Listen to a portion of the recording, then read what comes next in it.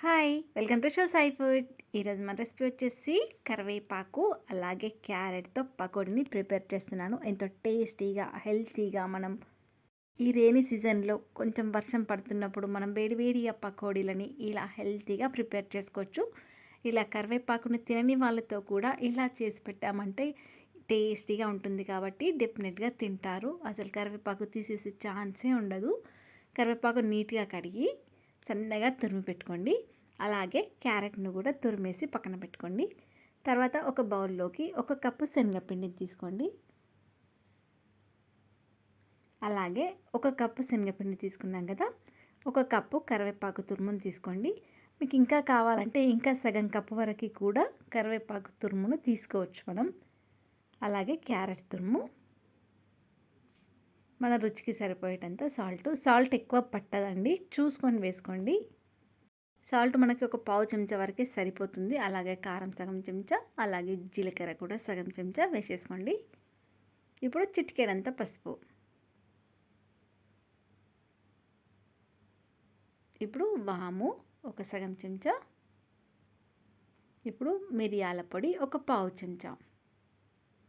ఇప్పుడు rainy season కాబట్టి మనం మిరియాల పొడి వేసుకోవడం వల్ల జలుబు దగ్గు లాంటివి కూడా రాకుండా ఉంటాయి. ఇప్పుడు ఇవన్నీ వేసిన తర్వాత ఒకసారి మొత్తం మిక్స్ అయ్యేటట్టు కలుపుకోండి. కారం సాల్ట్ అనేటివి ఫస్ట్ అన్నీ కలిసిపోవాలి కాబట్టి ఫస్ట్ ఇలా కలిపేసుకోండి.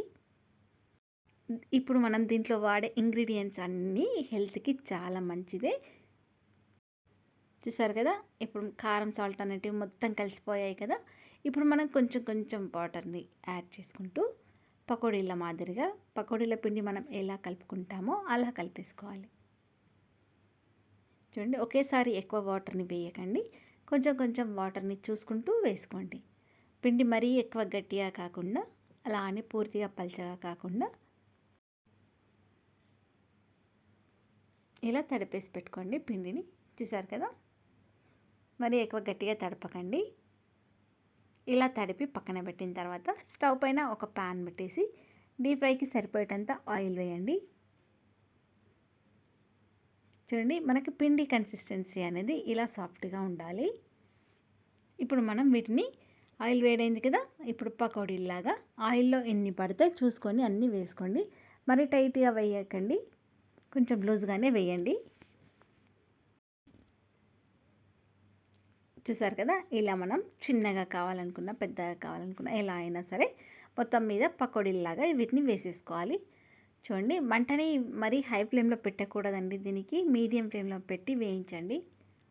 మనం శనగపిండితో చేస్తున్నాం కాబట్టి తొందరగా కలర్ చేంజ్ అవుతుంది. అలాగే కలర్ చేంజ్ అయ్యి మెత్తగా ఉంటుంది కాబట్టి హై ఫ్లేమ్లో పెట్టకండి.